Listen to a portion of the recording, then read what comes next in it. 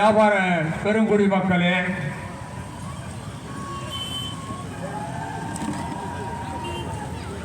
விவசாய தோழர்களே, பல்வேறு தொழில் புரிகின்ற தொழிலாளர்களே, காவல்துறையினர்களே, பத்திரிகை நண்பர்களே, இங்கே கூடியிருக்கின்ற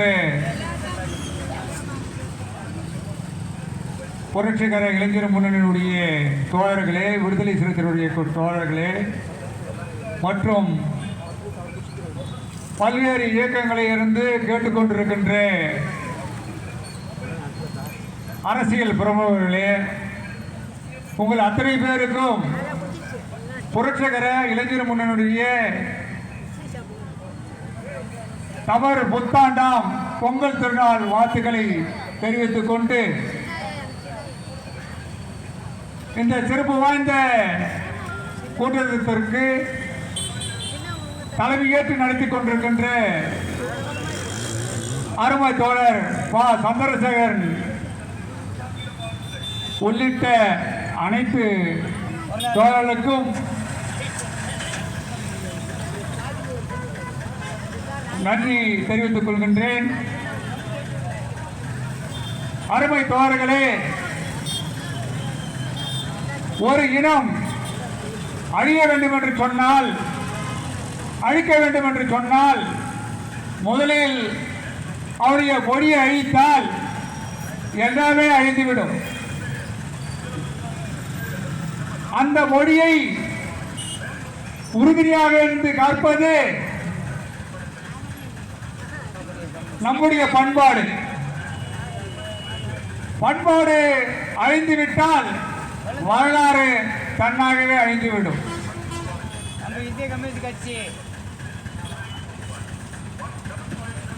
இந்த உலகத்திற்கு நாகரிகத்தையும் சொன்ன இனம் ஒன்று இருக்கிறது என்று சொன்னால் அது நம்முடைய தமிழினம்தான். வள்ளுவன் தன்னை உலகுக்கு தந்து வான்புகள் கொண்ட தமிழினமே, இன்று நீ இருக்கின்ற நிலைமையை சிந்தித்து பார் என்பதற்காக நடைபெறுகின்ற கூட்டம். தோழர்களே,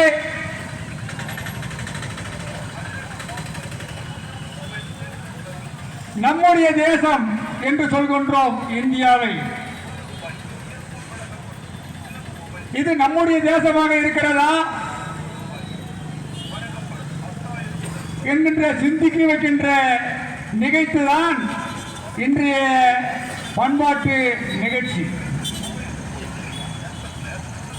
அந்த கேள்வியை எழுப்புவதற்காகத்தான் இந்த சென்னை மாநகரத்திலே, சங்க மாநகரத்திலே இந்த கூட்டம் எங்கள் இயக்கத்தால் நடத்தி கொண்டிருக்கின்றோம். இந்திய தேசம் எனது தாய் தேசம் என்று பெருமையோடு கூறிக்கொள்கின்ற நாம், தமிழனே இந்திய தேசத்தால் தமிழ் என்கின்ற பெருமையை இழந்து விடாது. இந்திய தேசத்தால் நம்முடைய பண்பாட்டை தொலைத்து விடாது என்கின்ற அறைகோல் விடுவதற்காகத்தான் இந்த கூட்டம் நடந்து கொண்டிருக்கிறது. தோழர்களே, இந்திய நாடு எனது தாய் திருநாடு என்று சொன்னால், இந்த நாட்டிலே என்னுடைய பிள்ளை மருத்துவம் படிப்பதற்கு தமிழிலே முடிகிறதா? பொறியியல் பள்ளி படிப்பதற்கு என்னுடைய வீட்டு பிள்ளைகள் தமிழிலே படிக்க முடியுமா?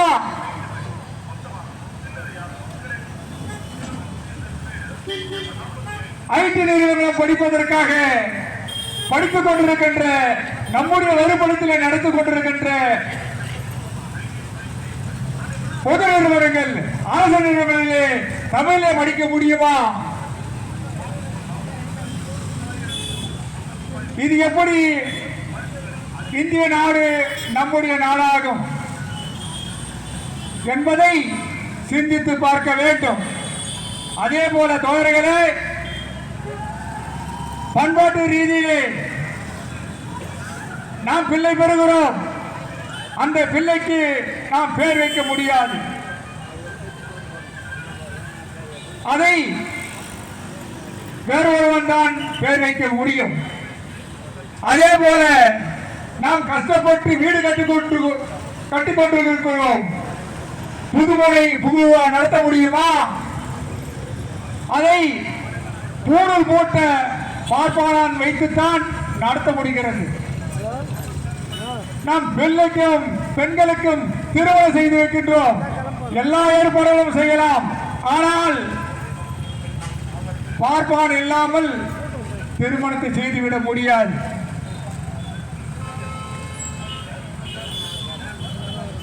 அதே போல நாம் ஓட்டு போட்டு எல்லா மந்திரிகளையும் எல்லா எம்எல்ஏக்களையும் எம்பிக்களையும் தேர்ந்தெடுக்கலாம். ஆனால் அவர்கள் நினைத்தபடி கொள்கை முடிவெடுத்து ஒரு சட்டத்தை கொண்டு வர முடியாது. அப்படி என்று சொன்னால் இந்தியாவிலே இந்திய அரசு என்பது எத்தகைய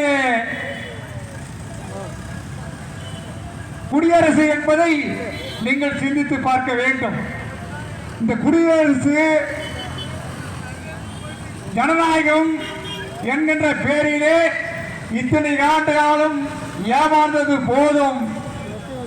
இது எல்லாமே பார்ப்பாருடைய தேசமாகத்தான் இருக்கிறது. தோழர் குறிப்பிட்டது போல 146 எம்பிக்களை சஸ்பெண்ட் செய்துவிட்டு 3 கொடிய குற்றவியல் சட்டத்தை இந்திய பாராளுமன்றத்திலே விவாதிக்காமலேயே நிறைவேற்ற முடிகிறது என்று சொன்னால் இது மக்களுக்கான நாடா என்பதை சிந்தித்து பாருங்கள்.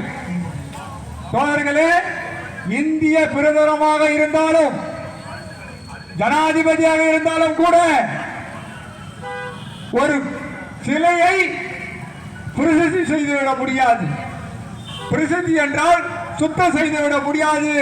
அந்த உரிமை பாப்பானுக்குத்தான் மட்டுமென்று காஞ்சி பூரி சக்கராச்சாரியார் சொல்கின்றார், வெளிப்படையாக சொல்கின்றார். அப்படி என்றால் நாம் ஓட்டு போட்டு தேர்ந்தெடுக்கின்ற பிரதமருடைய நிலைமை தோழர் சொல்வதை போல நாம் அனைவரும் சூத்திர மக்களே. சூத்திர மக்கள் என்றால் எவடியா மக்களே என்பதுதான் இந்த நாட்டினுடைய எழுதப்படாத சட்டம் ஆண்டு கொண்டிருக்கிறது என்றுதான் பொருள். என்றைக்கு இந்த பண்பாட்டில் இருந்து நாம் விடுபட போகிறோம் என்கின்ற கேள்வியை தான் முன்வைக்கின்றேன். தோழர்களே,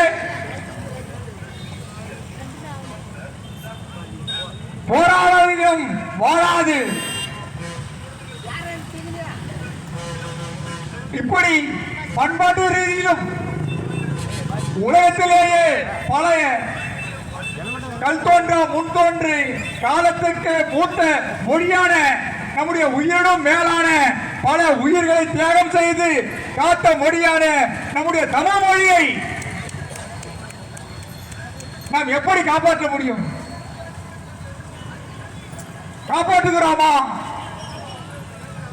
என்கின்ற கேள்வியை உங்கள் முன் வைக்குவதற்காகத்தான் இந்த புரட்சிகர இளைஞர் முன்னணி மன்றம் இன்றைக்கு நடத்தி கொண்டிருக்கின்றோம். தோழர்களே, வரலாறு தெரியாதவன் ஒரு வரலாற்றை உருவாக்க முடியாது என்று சொல்லுவான் காரல் மார்க்ஸ். உழைக்கின்ற 97% மக்கள் இந்த நாட்டிலே சூத்திர மக்களாக இருந்து கொண்டிருக்கிறார்கள். 3% மக்களே இந்த நாட்டை நிர்மாணித்துக் கொண்டிருக்கிறார்கள். இதுதான் அரசியல், இந்திய அரசியல் என்று சொல்கின்ற டெல்லி ஏகாதிபத்தியம். டெல்லி ஏகாதிபத்தியத்திற்கு அடிமையாக இருக்கின்ற வரையிலும் பல்வேறு தேசிய இனங்கள் அனாதியாகத்தான் திரிந்து கொண்டிருக்கின்றோம். தோழர்களே, இன்றைக்கு நாம் அணைக்கின்ற இந்த சுதந்திரம் கூட நாம் பிள்ளைகளுக்கு விட்டு செல்ல முடியாது. இதை பாசிச சக்திகள் கைகொண்டு விட்டு விட்டார்கள். மனம் சாணக்கியம் எழுந்து உட்கார்ந்து விட்டார்கள்.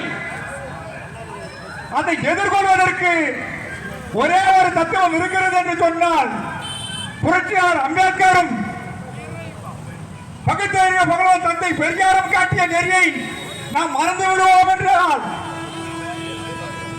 அவளை கொண்டு நாம் போகாமல் இருந்து விடுவோம் என்று சொன்னால் தோழர்களே, தமிழினம் அழித்து வைக்கப்படும். தமிழ்நாடு தமிழ் மொழி என்று ஒன்று இருந்தது என்று வரலாறு தான் பேசுவே தவிர நடைமுறையில் பேசுவதற்கு ஒருத்தர் கூட முடிந்து போயாது. அப்படி ஆயிரக்கணக்கான மொழிகள் அழிந்த வரலாறு உண்டு. இதற்காகத்தான் தாளமுத்து நடராசன் உள்ளிட்ட 26 மொழிக்காக தன் உடலிலே தீக்குளித்தார்கள்.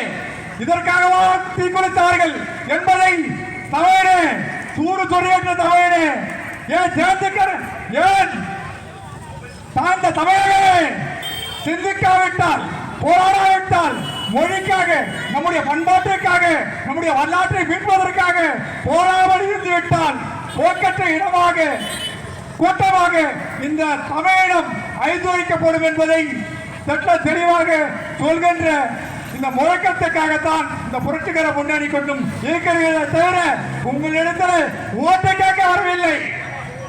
ஓட்டு கேட்கின்ற கட்சிகள் கிடையாது இந்த புரட்சிகர இளைஞர் முன்னணி என்பதை பொதுமக்கள் அனைவரும் சிந்தித்து பார்க்க வேண்டும். தமிழகத்தை மீட்க, தமிழுடைய பண்பாட்டை மீட்க